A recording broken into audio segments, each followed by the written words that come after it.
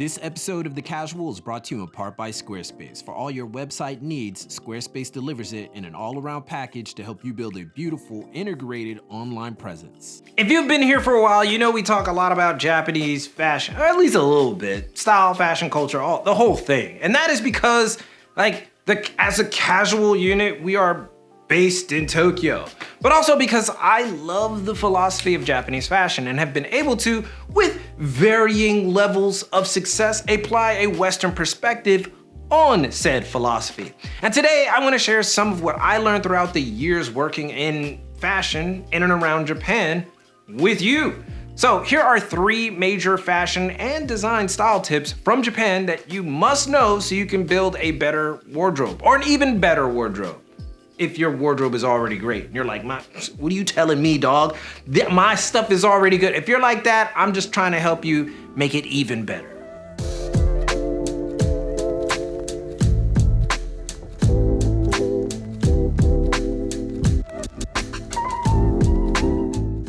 Now, before we get started, let me make one thing clear. You can subscribe to this channel if you want more content like this. But also, this isn't a Westerners suck at fashion and Japanese are the best ever episode. Far from it. I am well aware that there are some of you out there with some fantastic styles, and you are to be respected for such styles. What we're doing here is unpacking how the Japanese have utilized these 3 aspects of style and design with such great precision that has made Japanese fashion, let alone the styles, quite unique in the world of style and fashion. I said fashion a lot, but you get it. To that end, these tips may not be mind-blowing things for you, but upon studying the Japanese further and their culture, you'll learn that these elements are not just tips, but actually cultural nods that the denizens of the land of the rising sun take seriously. So with that long caveat aside, let us begin. 1, experiment more with silhouette. It may seem like a no-brainer, but the easiest way to expand your look is to change the shape of it from time to time, while at the same time maintaining a level of consistency. And the Japanese, for example, take silhouette incredibly seriously. It's easy to take a look at the work of Yohji Yamamoto, Rei Kawakubo, Miyashita, Matsumoto, Kumagai, etc., and begin to feel out some of the more important elements of Japanese design methodology. And it's obvious that silhouette is one of them. Silhouettes are expansive in Japan purely because Japanese traditional clothing has always been quite androgynous by nature. Kimono, jinbei, noragi, and yukata, for example, are worn by men and women, and these traditional elements and design techniques have translated themselves into contemporary fashion with astounding success, especially here in Japan.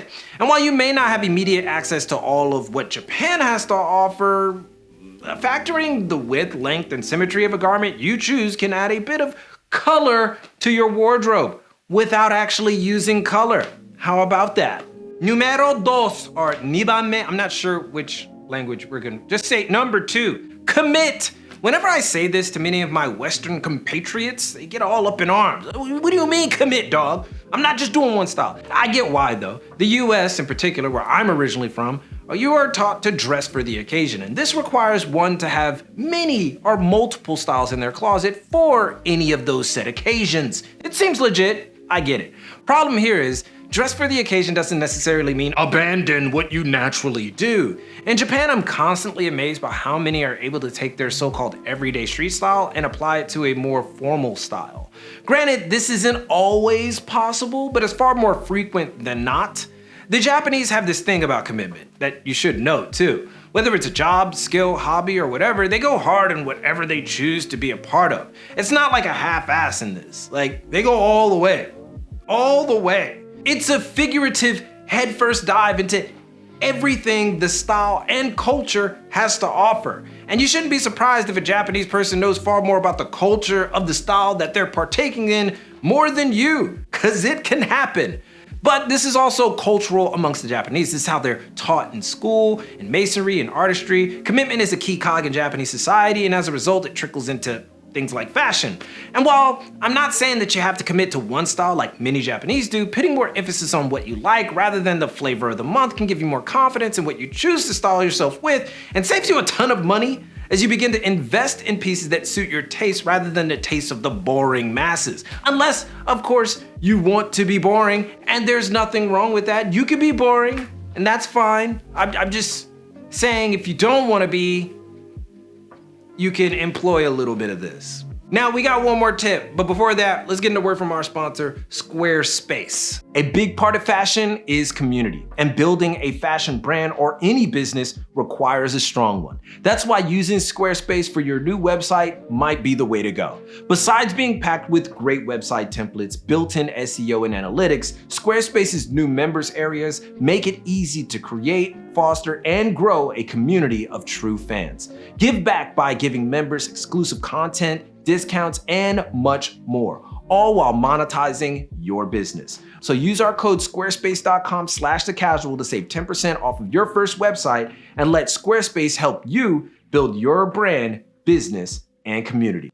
And finally, last one, number 3, experiment with textiles and fabric. Now, I don't know if you know this, but Japan has a long and ancient history of textile production, artisanship, and development. I'm not kidding. The industry of textile dates all the way back to 300 BC at the beginning of the Yamato period. That's a long time ago and a lot of history that I'm not gonna cover right now. I will give you one thing though. Like, the fabric you know as linen has a special place in Japanese society as it became one of the first widely available fabrics to be developed en masse in the country. It wasn't really linen, it was hemp, but they don't distinguish between the two, at least at that time. All that said, the Japanese are notoriously known to experiment with different weaves, grades, and cuts, leading to some interesting combinations, hybrids, and flat out eye-popping pieces. Problem is, these artisans that do it usually don't advertise it unless they're going to like a fabric trade show, so nobody knows what Japan is doing with a lot of these textile technologies that they develop. And this isn't just about high quality, it's about feel, heft, drape, movement. The mark of a good textile is not simply knowing how luxurious it is, but how it feels on your skin, and the Japanese have considered this for hundreds of years. I'm asking you to consider it for like a day or two, or at least whenever you purchase stuff. Having a good basis of knowledge of textile not only can expand your wardrobe, but can also take familiar pieces and make them more dynamic. But in order to find those pieces, you gotta explore and discover other labels that employ exactly what it is that you're looking for. Personally, that's what happened to me. Once I was able to search clothing by fabric and or textile, the world opened up tremendously. I found brands that I never thought I was going to find. I was only limited by my imagination, or at least by what kind of fabrics I knew about. Which is considerable now, but back then, no. And while many of you probably already use these tips, it's important to know that it's not simply about helping you make a more dynamic wardrobe, but also learning about how other people approach the same interest in fashion that you likely have, because you're watching this now. And even if you're starting a business in fashion, these things become helpful and could help whatever project you're working on stand out from a pantheon of others. But those are my tips and what I've learned. However, the floor is yours. What style tips do you think could help individuals build an even better wardrobe? Or better yet, what do you think of the ones that were presented here? Let it all be known in the comments. And if you want an extended view of this episode, access to our private Discord, a monthly fashion business webinar, plus more, join us on Patreon and you can get all that stuff. But most importantly, keep it locked right here for all of your info on international fashion, culture, and business from Tokyo. It's your boy, and keep it casual. Yoroshiku onegaishimasu. And I will see you guys in a minute. I'm out.